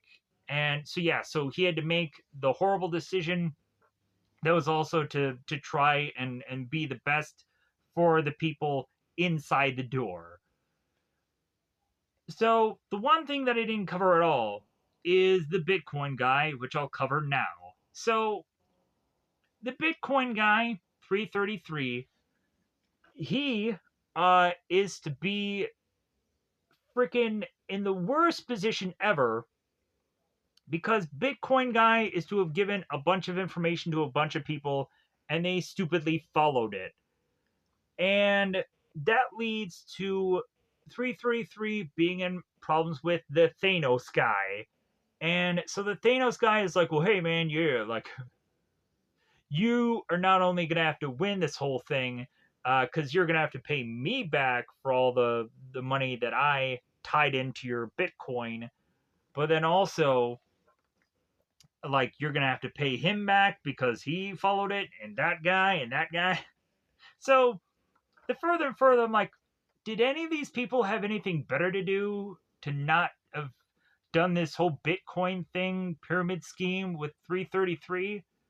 Because 333, the one pregnant woman that's in this whole Squid Game thing, we realize that that's his baby. The woman that has the baby, that's 333 Bitcoin guy. So 333 starts to make decisions to try and help this girl, and he tries to do right by her, but then also the girl is just like, well, ugh, like I'll be nice to him, but then again, I also know that he made a horrible choice. And I thought like there was some like back and forth in here that I thought was nice between these two characters. But again, this is Squid Game. Anybody could die, so we're just like, well, this is nice, but then and like he ends up talking to her, and he's like, well, hey, I'll go on and I'll find some investors, and like I'll try to turn things around once like we get out of here and this and that. And he is not thinking about her, he is thinking about going right back to making money again. And so that, like, she even points out to him, it's like, well, dude, you don't even need me or this baby, you just need money. And that goes on and makes him realize, like, well, yeah, like maybe I should get out of this game because it's not all about money. But also 333 was tied to Thanos, and Thanos was like, well, hey, man, you better you better stick it out. You better stay in here, and I'm gonna make you my lapdog this whole time. But then Bitcoin guy kills Thanos, and it's like, yeah, that whole gang war fight in the bathroom where he forks him in the freaking throat and whatever, kills him. Awesome. That whole fighting brawl thing, because I'm like, yeah, like when are we gonna get it to where like all the the contestants are gonna just start killing one another? Because, dude, 356 was mentioning that he was like, man, yeah, like it's gonna eventually be that people are gonna want to thin out the herd and and everybody's gonna go up in arms and just try to kill people, so this game ends quicker. But then, like, nobody really tries it. Nobody's really like having people wake up one day and then like one person is dead for whatever mysterious reason. No, like that doesn't happen like right away. Like we really just have to have a point where they realize like, well, hey, like the O's and the X's are outnumbered, so the O's are gonna come and they're gonna come after us. So that way they can continue to be in the game because these people are just greedy and they don't want to leave just yet. So yeah, so try to explain a lot of the show and try to rush through it. But anything, I'm also forgetting about a lot of the game. So like the game aspect. So we have the mad scramble where people are clinging together and trying to stay together, and also sadly certain people are dying. So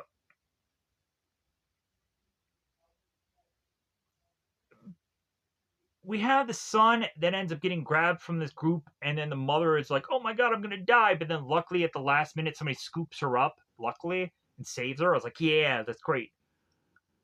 Uh, 390 and one get together, and one ends up taking this one guy, choking him, and snapping his neck. And I'm like, "All right, some viciousness here. Like we're getting something other than a shot to the head death." And so 390 is looking at one. It's like, man, like that was horrifying. And then 390 goes to 456. Is like, well, hey, man, like I want to tell you about one. And then he never says anything. And like, we have 390 that tries to address suspicions of one, but then 456 is just like, well, you know what? Like he told me uh like he knew my name from one of the other friends and he thought he would try it out and this and that, and like he's trying so hard to be number one, is trying so hard to be my best friend, and the more and more that he's trying so hard makes it even more suspicious. But you know what, I'm just gonna forget all that because you know what, like I think he's being genuine. Dude, this guy is going to F you over. Why didn't you remember the old man from the first season? Because he effed you over, and he was also number one. Anyways, so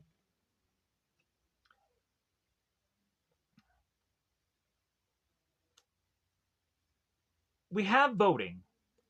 We have voting, X's and O's, which again uh, leads to bathroom murders. And now we have to have a whole head count because there may be more X's than O's, and there ends up being more X's than O's. So, because they have a vote that goes freaking nowhere. They spend 20 bajillion years, because I'm continuing to just exaggerate how much time is spent on these voting things because it's freaking annoying. And this vote is a complete waste of time now. And so a lot of people have to die in a bathroom to just force a lot more people to die while people are supposed to be sleeping. And we also have the neon blue and red that is to be placed upon the ground that wasn't put there before, but I guess now has to be put there to like put some diverse images and to also justify how you can kind of see certain people uh,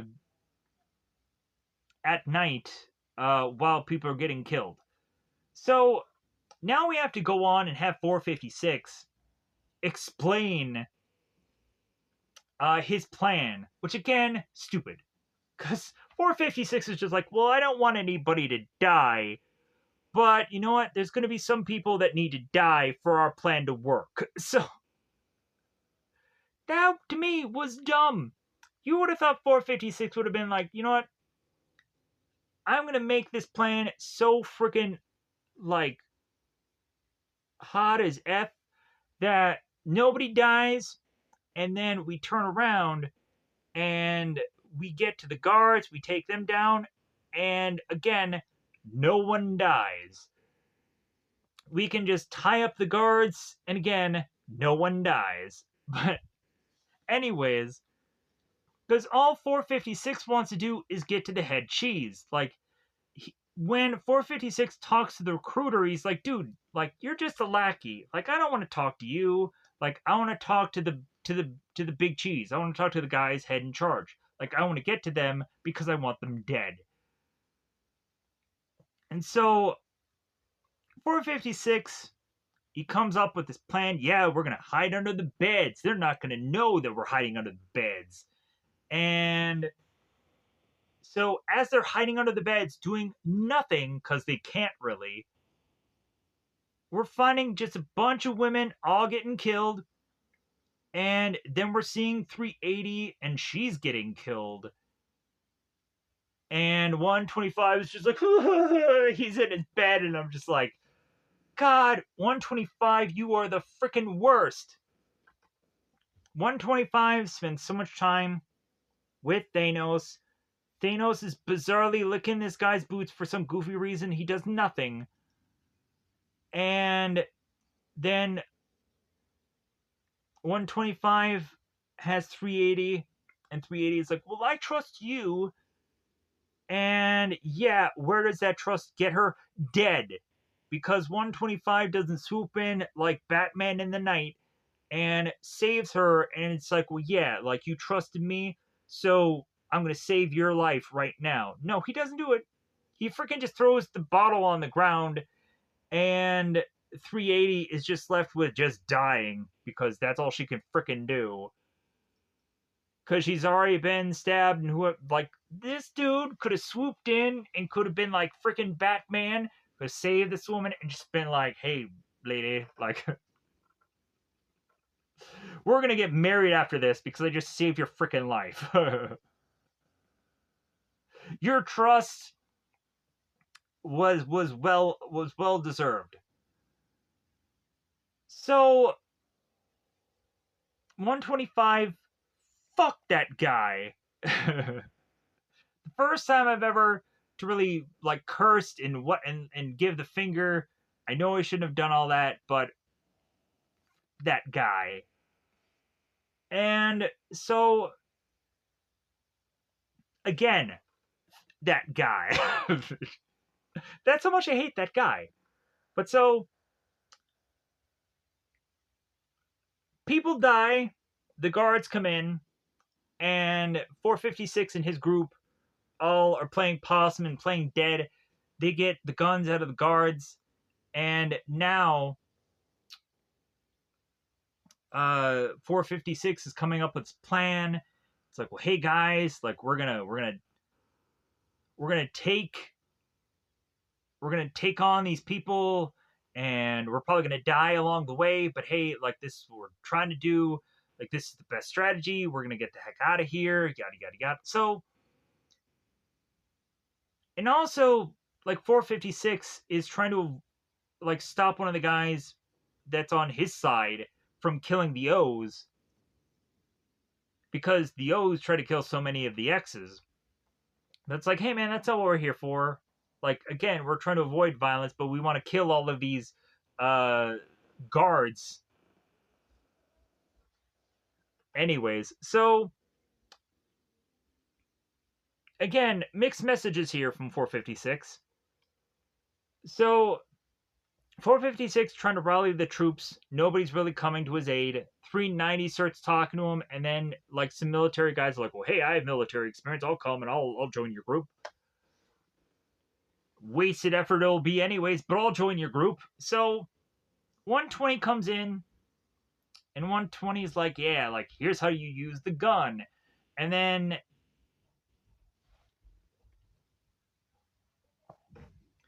so 120 explains that she like after explaining that how to use the gun, like she turns to the guy as he's like, "Well, hey, how do you know how to use this gun?" And she's like, and so 120 is like, "Well, I was in special forces." And so it's like, man, this story just has to write in all this convenient nonsense for all of this stuff. Like Seven's mother has this knife that she like never uses, and right, I feel doesn't use. Maybe she does use it. I don't know, but like maybe at some point that knife is gonna become a benefit to her. I don't know, but there's so many times where the stories just have to be so convenient with whatever is going on. Like I guess to give people more lines. I just don't get it. So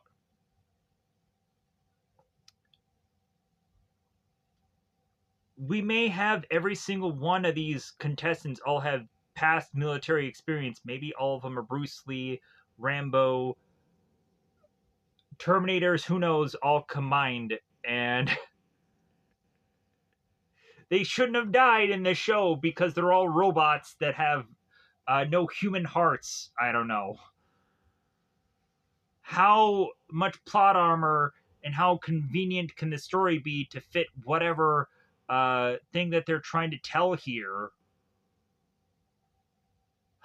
So 456 gets everybody together like, okay, follow me, we're gonna take Alamo or whatever. So they start to go through the weird goofy stair room, and so the guards are firing back now. These guys are taking cover. uh we have one who is kind of leading these certain guys to hopefully take down these guards, as while one isn't really shooting a lick of anybody because he technically is on the other guy's side, so he's not going to kill anyone.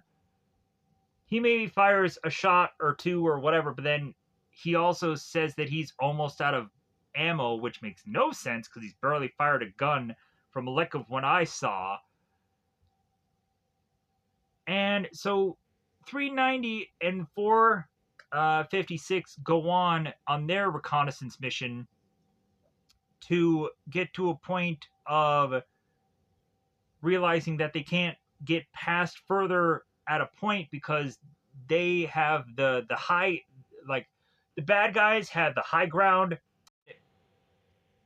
It ends up taking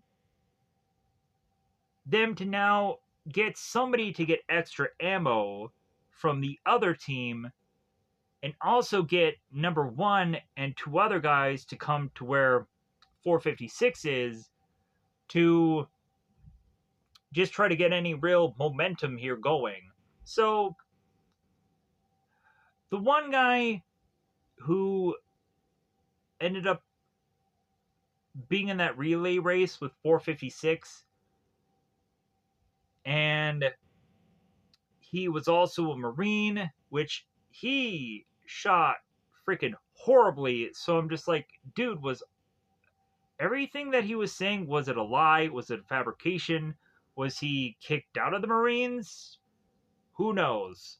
If anything, just something about this guy, like I was thinking that there was maybe some kind of backstory that they should have told about him, but they didn't. So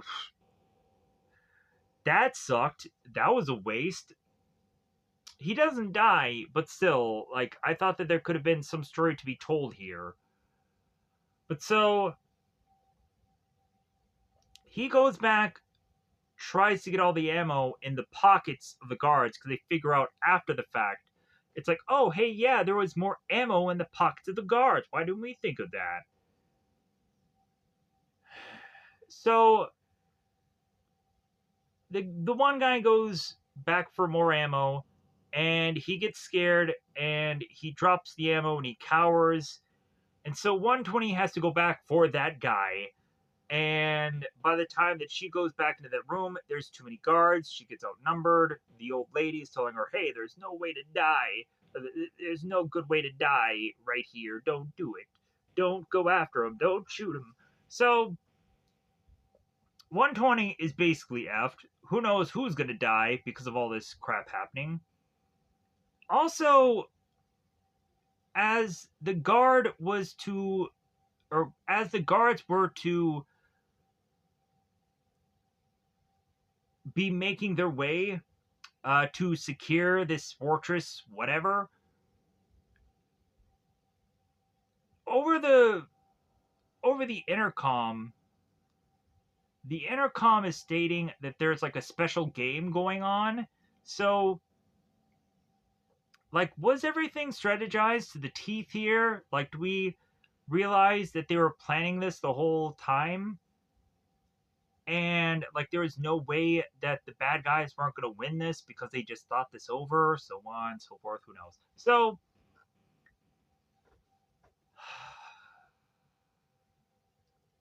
now 390 and 456 are alone by themselves. And 390 is saying to 456, like, well, hey, why did you bring me along instead of one? Like, obviously I would have brought one along.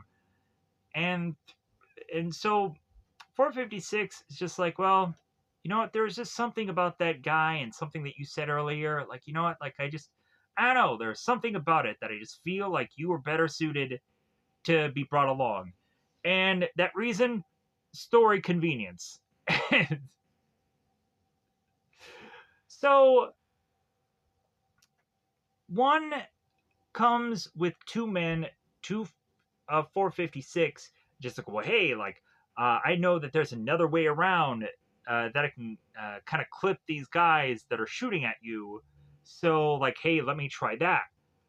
And here is where finally one does his sweeping of the leg, his counterattack, and here's where now all of this little rescue team or this little escape team ends up getting wiped out and shot up. So 456 is to, of course, get outnumbered with guards, and so one obviously faked his death and then turns around and gets into his Darth Vader costume, or his Darth Vader equivalent costume, and he then finds 456 and he's all like, oh, you've got me, I'll surrender. And one who is all just like, ha ha ha, like, I got you, and you don't even know how bad I got you. I'm gonna go on and turn around and even worse, like, keep you alive, but I'm gonna kill 390. Ha ha, pow. 390's dead. 456 is like, no.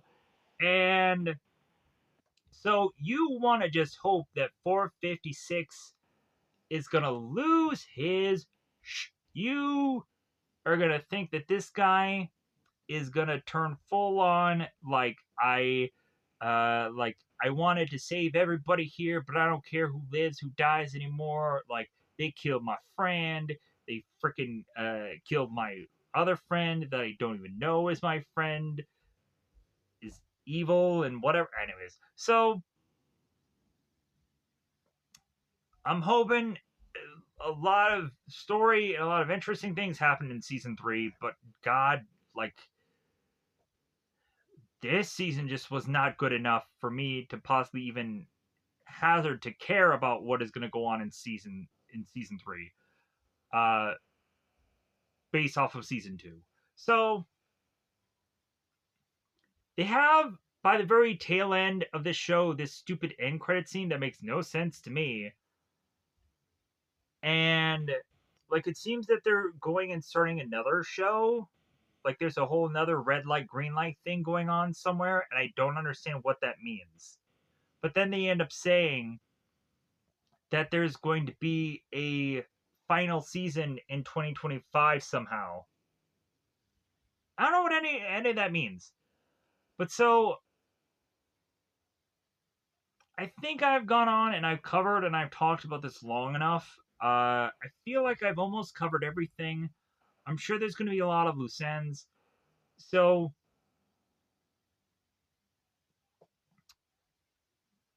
I'm also sure there's a lot of stuff that I didn't bother to cover because there's certain things about this show that I just thought were boring, lame, and whatever. Or there's probably some stuff that I went way too much in or recovered or whatever. So this review is what it is.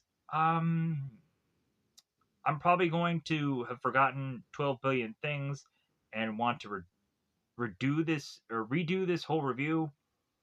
And also, I'm sure there's a number of things that I made mistakes on.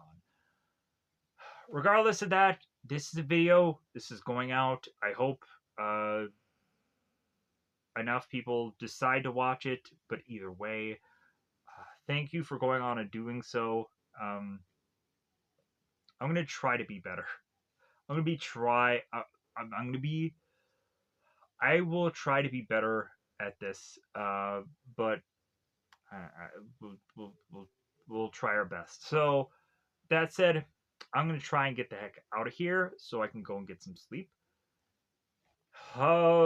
Things to be hopefully going into the future. I wanted to eventually review the Frank Grillo werewolf movie. Uh, Considering that's now out on an app that I can actually watch, because that really threw a wrench in a lot of things. Hopefully, I'll watch that and get a review out soon. Carry On. Carry On is something that I actually did see and I actually did like. Thought it was actually pretty good, even though a lot of people are just gonna straight up just say like it was Die Hard 2, and I'll say that it's like, well, yeah, it's also like the Colin Farrell phone booth movie. I don't think I reviewed this movie, and I probably should have. I probably should have spoken up about it. I think I spent too much time talking about something else, but I had seen that movie, Carry On, and it is a good movie. So if you haven't seen that yet, check that out. Why will probably anybody have hung out to have watched this whole thing? Don't know, but hey, if you did so, again, I appreciate it. Maybe sometimes people will kind of see if there's any kind of weird last minute things I say towards the end of this. Who knows? But either way, uh, and then I think I'm good. Like I feel like I've probably said everything, or a lot of this I just kind of quickly paced, kind of said what happens in the season, and didn't really give much of uh kind of bug or problems, notes, whatever alongside that. So with that said, I'm just gonna get the heck out of here. Goodbye, everybody. Goodbye, everybody.